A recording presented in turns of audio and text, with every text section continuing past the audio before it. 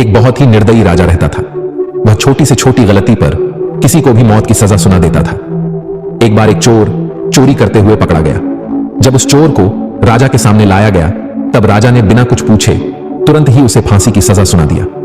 फांसी की सजा सुनकर चोर जोर जोर से ठहाके लगाकर हंसने लगा। चोर को ऐसे हंसते हुए देखकर राजा को बड़ा आश्चर्य हुआ, क्योंकि फांसी की सजा सुनकर अक्सर लोग दुखी हो जाते थे, रोने लगते थे, दया की भीख मांगने लगते थे, पर इस प्रकार हंसने वाला वह पहला इंसान था। राजा ने कहा, अरे मूर्ख, मैंने तुझे मौत की सजा सुनाई है, कल तुझे फांसी पर लटकाया जाएगा, तू इस प्रकार हंस क्यों रहा है? चोर ने जवाब दिया, राजन, मैं इसलिए हंस रहा हूं क्योंकि एक हफ्ते पहले ही एक सिद्ध योगी ने मुझे एक अद्वितीय विद्या सिखाई थी, जिससे मैं किसी भी घोड़े को आसमान में उड़ना सिखा सकता हूं, पर मेरे मरने के बाद यह विद्या भी मेरे साथ चली जाएगी। यह सुनकर राजा को विश्वास नहीं हुआ। उसने चोर से कहा, अगर तुम मेरे घोड़े को आसमान में उड़ना सिखा देते हो तो मैं तुम्हें माफ कर दूंगा और तुम्हें इतना धन दूंगा कि तुम्हें जीवन में कभी भी चोरी करने की आवश्यकता नहीं पड़ेगी। चोर ने कहा, जी महाराज, मैं आपके घोड़े को उड़ने वाला घोड़ा तो बना दूंगा, पर इस विद्या में 1 साल का समय लगेगा। यह सुनकर राजा ने कहा, अगर तुम 1 साल के अंदर मेरे घोड़े को उड़ना नहीं सिखा पाए तो मैं तुम्हें बहुत दर्दनाक मौत दूंगा। चोर ने कहा, जी महाराज, पर मेरी एक शर्त है, आने वाले इस 1 साल तक मेरे परिवार को पर्याप्त खाना, कपड़ा और जरूरत की सभी चीजें दिया जाए, ताकि मैं अपने काम में ही पूरी तरह फोकस कर सकूं। राजा मान गया और चोर को आजाद कर दिया।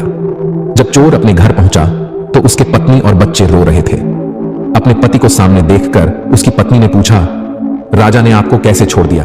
वह तो बहुत निर्दयी है ना? तो चोर ने अपनी पत्नी को पूरी बात बताई। पूरी बात सुनकर उसकी पत्नी ने पूछा, क्या सच में आप घोड़े को उड़ना सिखा सकते हो? चोर ने जवाब दिया, नहीं। उसकी पत्नी ने फिर पूछा, तो फिर आपने राजा से ऐसा क्यों कहा? अब तो 1 साल बाद राजा आपको जरूर मार देगा। यह सुनकर चोर ने बड़े प्यार से कहा, मेरी प्यारी पत्नी, थोड़ा सकारात्मक बनो। देखो, राजा मुझे आज ही मारने वाला था, लेकिन अब मेरे पास जीने के लिए 1 और साल है। मुझे आने वाले इस 1 साल में 3 संभावनाएं नजर आती हैं। पहला, क्या पता मैं खुद ही किसी बीमारी या दुर्घटना से मर जाऊं। दूसरा, क्या पता राजा या उसका घोड़ा मर जाए क्योंकि दोनों बूढ़े हो चुके हैं। तीसरा, जब राजा के हाथों मरना ही है तो क्यों ना 1 साल बाद ही मरूं। मुझे सभी संभावनाएं स्वीकार हैं। अब धीरे धीरे समय बीतने लगा। 11 महीने बीत जाने के बाद चोर भी घबराने लगा। अब वह रोज ईश्वर से प्रार्थना करने लगा कि हे ईश्वर, मेरी रक्षा करो, अब से मैं जीवन में कभी भी चोरी नहीं करूंगा। तभी दुश्मन राजा ने गुप्तचरों के द्वारा उस निर्दयी राजा की हत्या करवा दिया और उस राज्य को अपने अधिकार में ले लिया। अब वह चोर आजाद था। उसने चोरी करना छोड़ दिया और अपने परिवार के साथ हंसी खुशी जीवन बिताने लगा।